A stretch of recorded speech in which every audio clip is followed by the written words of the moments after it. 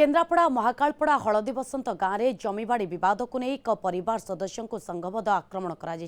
आक्रमण में गोटे परिवार संजय दास दिलीप दास सुब्रत दास झरणा दास गुरुतर आहत हो मेडिकल चिकित्सित होती पड़ोशी जमी में आवर्जना पड़ा को नहीं दुई परिवार मध्य विवाद आरंभ होता है उत्क्षिप्त हो अभियुक्त माने ठेंगाबाड़ी और नाना मारणास्त्र नहीं संजय दास परिवार को आक्रमण कर अभियोग होती एने पीड़ित परिवार पक्षर थाना अभियोग होती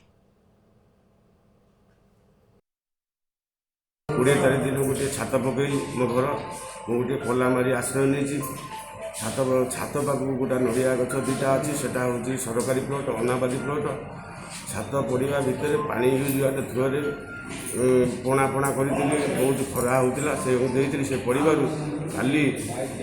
जगन्नाथ दास और मनमोहन दास कहले आम बारिकी कहीं आसी पत्र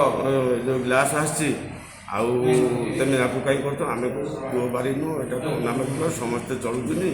आ तुम जगन दखल कर गच सारू मो पुओ सागर पाटिमुंड कर